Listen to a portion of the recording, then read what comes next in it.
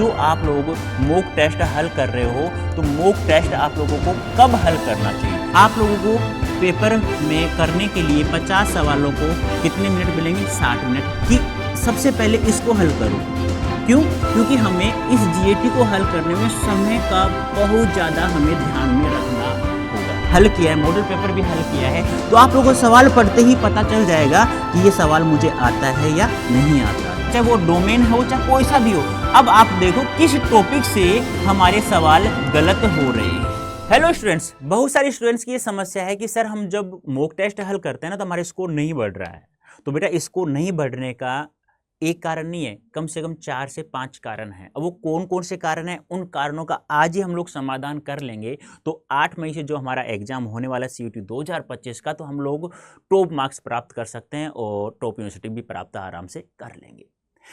अब सर ये कौन कौन से कारण हैं, तो उन सभी कारणों को मैं एक एक करके समझा रहा हूं। वो चाहे आपका कोई सा भी सब्जेक्ट हो, चाहे आपका डोमेन हो, चाहे आपका जीएटी हो, चाहे आप लोगों का लैंग्वेज हो। अब सबसे बड़ी गलती क्या करते हैं, अधिकतर बच्चों को तो यही नहीं पता होता कि हमें मॉक टेस्ट कब हल करना चाहिए। सबसे बड़ी प्रॉब्लम यही है कि जो आप लोग मॉक टेस्ट हल कर रहे हो तो मॉक टेस्ट आप लोगों को कब हल करना चाहिए ये पता होना चाहिए सबसे पहले। तो कब हल होना चाहिए, चाहे आपका कोई भी सब्जेक्ट हो, चाहे आप लोगों का जीएटी हो, चाहे आप लोगों का डोमेन हो, जो आप लोगों ने क्लास 12th में पढ़ा होगा वही होगा लगभग, चाहे आप लोगों का लैंग्वेज हो। तो सबसे पहले हमें क्या करना है, पूरा का पूरा एक मॉक टेस्ट डायरेक्ट नहीं उठाना चाहिए, पूरा का पूरा हल करने की कोशिश नहीं करनी चाहिए। हमें क्या करना चाहिए, सबसे पहला कार्य इन तीनों में से जो आप लोगों का सिलेबस है, जिसका भी आप लोग मॉक टेस्ट हल करना चाहते हैं, सिलेबस है, उसमें से आप लोगों ने कौन सा चैप्टर सबसे पहले क्लियर किया है, यानी कि पढ़ा है। अब वो जो चैप्टर आप लोगों ने पढ़ा है लाइव सेशन में या पेड में या कैसे भी पढ़ा है, तो मैं एक सूत्र बताता हूं, आप लोगों को याद होगा, LRP, यानी कि लर्न, यानी कि उसे याद करना, यानी कि उसे पढ़ना। एक बार तो पढ़ लिया, अब उसका हमें रिवीजन करना है, यानी कि जिस चैप्टर को हम लोगों ने पढ़ा है कम से कम 1-2 बार उसका रिवीजन भी हमें करना बहुत जरूरी है। फिर हमें क्या करना है, प्रैक्टिस, यानी कि अब जो चैप्टर हमने पढ़ा है जिसका हमने 2-4 बार रिवीजन किया, अब उसका अभ्यास भी कर लें, लिख करके एक बार। तो आप ये तीनों चीजें कर लेते हैं उस चैप्टर से संबंधित। अब आप लोग मॉडल पेपर उठा रहे हैं, मॉक टेस्ट उठा रहे हैं, उसमें वो उस चैप्टर से संबंधित कितने सवाल हैं आप लोग देखो, कितने सवाल है, मान लो 5 सवाल हैं उस टॉपिक से, तो क्या आप लोग 5 के 5 अटेम्प्ट कर रहे हो, सही कर रहे हो, तब तो जाकर के वो चैप्टर आप लोगों का क्लियर है। सबसे पहला तरीका यही है, या मैं तो यही कहूंगा कि चैप्टर वाइज, यानी कि आप लोग जो भी चैप्टर पढ़ो, जैसे आप लोगों ने उसे याद किया, रिवीजन कर लिया, अब प्रैक्टिस भी कर लिया है, तो सबसे पहले उस चैप्टर से संबंधित आप लोग एमसीक्यूज या पीवाईक्यूज, आप लोगों के पास बुक होगी आराम से, ठीक है। तो सबसे पहले ये हल करो, ये कर लिया, उसके बाद में आप लोग मॉक टेस्ट हल करना स्टार्ट करें उस टॉपिक से संबंधित, चाहे वो कोई सा भी हो। अब मान लो जीएटी है, ये 3 पार्टों में आप लोगों का डिवाइड है, मानता हूं सबसे हार्ड यदि आप लोगों को सब्जेक्ट लगता है जीएटी, ये 3 पार्टों में डिवाइड है। वो पार्ट कौन कौन से हैं, सबसे पहला आप लोगों के पास क्वांट होगा, फिर आप लोगों के पास रीजनिंग होगा, फिर आप लोगों के पास जीके होगा, ठीक है। अब मैं तो ये कहूंगा कि ये ना, ये वही बात है, चाहे डोमेन हो, चाहे लैंग्वेज हो, चाहे आपका जीएटी हो, आप लोगों को पेपर में करने के लिए 50 सवालों को कितने मिनट मिलेंगे, 60 मिनट हल करने के लिए मिलेंगे। अब मैं यदि इसकी बात करता हूं कि आप लोगों को मॉक टेस्ट में आपको स्कोर बढ़ाना है, तो सबसे पहले मैं ये कहूंगा कि सबसे पहले इसको हल करो। क्यों? क्योंकि हमें इस जीएटी को हल करने में समय का बहुत ज्यादा हमें ध्यान में रखना होगा, क्योंकि क्वांट में, रीजनिंग में कुछ ऐसे बड़े बड़े सवाल होते हैं जो 2 या 3 मिनट ले लेते हैं, और बहुत सारे बच्चे उस एक सवाल को पढ़ने में ही 1 मिनट, हल करने में 3 मिनट लगा देते हैं, तो हमें 50 सवाल तक नहीं पहुंच सकते। यदि आपने प्रत्येक चैप्टर को ऐसे पढ़ा है, लर्न में अच्छे से किया है, रिवीजन भी किया है, प्रैक्टिस भी किया है, तो आप लोगों को क्या करना है, सबसे पहले उसका जो पार्ट ऐसा है जो कम समय में हो सकता है, तो जीएटी का सबसे पहला पार्ट है वो है जीके का। यदि आप लोग 10 सवाल हैं, आप लोग उसे आराम से 4 से 5 मिनट में आप आराम से उसे हल कर सकते हैं। ऐसे सवाल है, आ गया तो आ गया, नहीं आया तो नहीं आया, ज्यादा समय खराब करने की आवश्यकता नहीं है। अब आप लोगों ने, अब इसमें से अब आपको दोनों, चाहे कोई सा भी हो, कोई सा भी आप लोग सवाल पढ़ेंगे, यदि आपने, जैसा हम लोगों ने पढ़ा है कि प्रत्येक चैप्टर का एमसीक्यूज पीवाईक्यूज आपने किया है, बार बार प्रैक्टिस की है, कम से कम 10 से 15 आप लोगों ने मॉक टेस्ट दिए हैं, हल किया है, मॉडल पेपर भी हल किया है, तो आप लोगों को सवाल पढ़ते ही पता चल जाएगा कि ये सवाल मुझे आता है या नहीं आता है। अब मान लो पढ़ते ही पता चल गया कि ये सवाल मुझे नहीं आता है, तो उसके बारे में ज्यादा सोचना, दिमाग खराब करना, समय खराब करना आपकी बेवकूफी है सबसे बड़ी। क्यों? क्योंकि ये आप लोगों को नहीं आता, नहीं आता छोड़ो, क्योंकि आप लोगों को 50 सवाल तक आपको पहुंचना भी है। काफी बड़े बड़े ऐसे सवाल होंगे जो आप लोगों का दिमाग खराब करने की कोशिश करें, लेकिन आपको वहां रुकना नहीं है। हाँ, आप लोगों को वो आता है तो उसको, आपके पेपर एक पेन भी होगा, उस सवाल को लिख लो कि मुझे 21वां सवाल थोड़ा समय लगेगा, इसको मैं बाद में हल करूंगा यदि मुझे समय मिल जाएगा तो।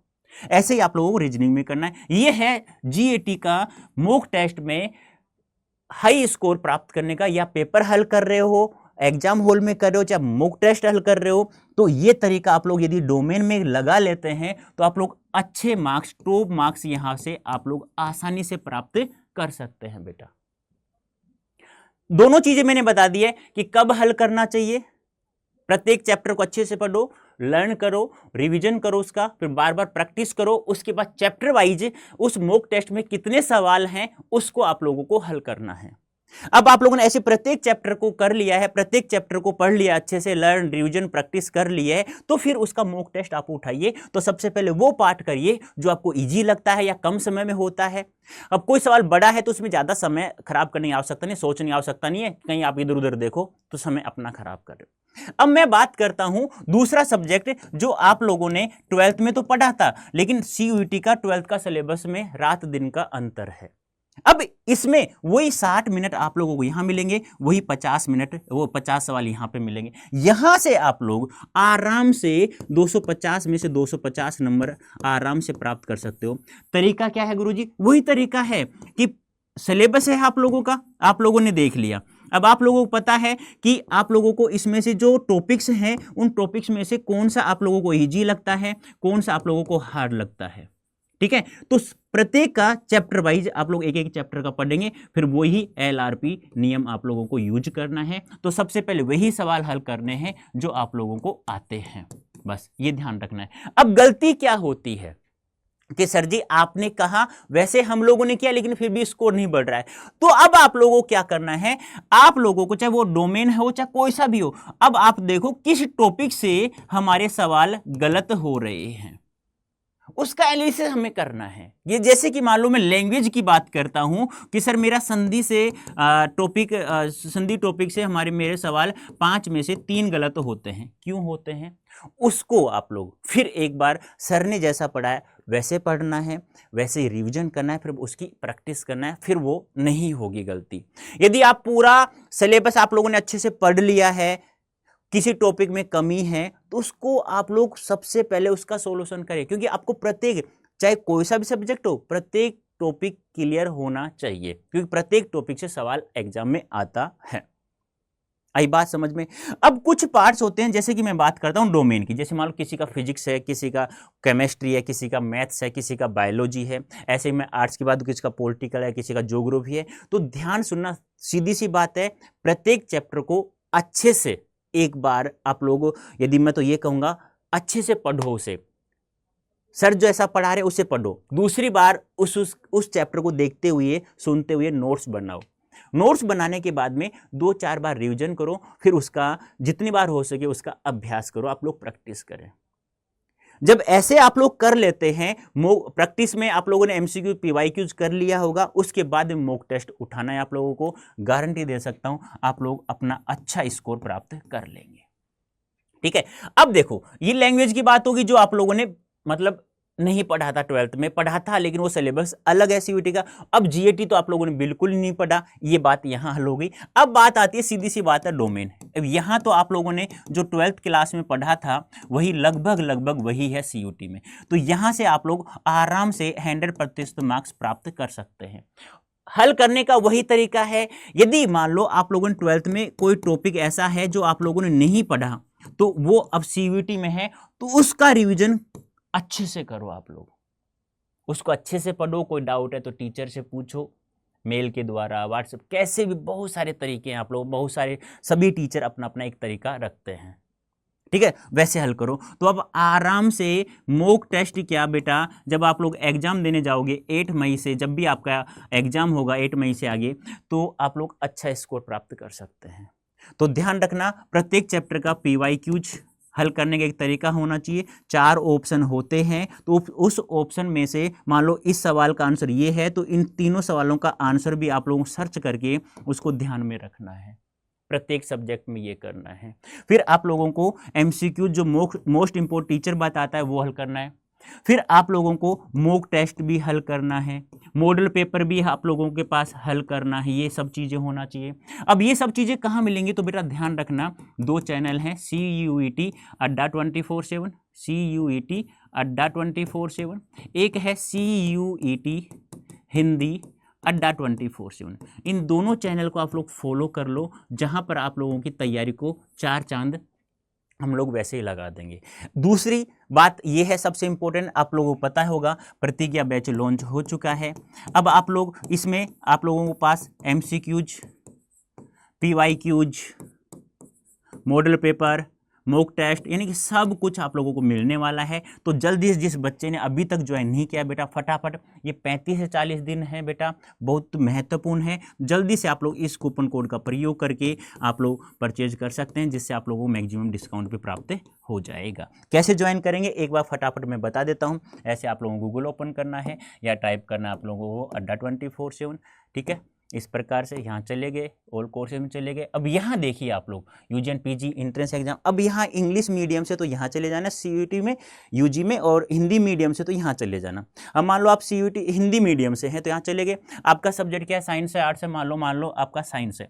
अब यहाँ देखिए, अब आप लोग मान लो ऑनलाइन लाइव क्लास लेना चाहते हो, मान लो आपको मॉक टेस्ट हल करना है, तो यहाँ चले गए, हल करना है। अब यहाँ देखो, प्रतिज्ञा के टेस्ट पेपर आप लोगों के पास प्रति विषय 8+5 मॉक टेस्ट है हिंदी माध्यम के, तो इसे आप परचेज कर सकते हैं, ठीक है। ऐसे मान लो आपको ई बुक चाहिए, तो ई बुक ये आपकी प्रतिज्ञा की विज्ञान की ही बुक है। ऐसे ऑनलाइन क्लास ले रहे हैं, तो आप लोग मान लो आपका सब्जेक्ट क्या है, मान लो साइंस है तो प्रतिज्ञा ज्वाइन कर लो। ये ऐसे करके मोर ऑफर करना है, यहाँ कूपन कोड यूज करना है आप लोगों को, Y551 कोड यूज करना है, Y551, तो मैक्सिमम आपको डिस्काउंट मिल जाएगा। अब यदि और भी अत्यधिक जानकारी प्राप्त करना चाहते हैं तो आप लोग मुझे मेल भी कर सकते हैं। मेल ID है मेरी rajendra.prasad@adda247.com पर।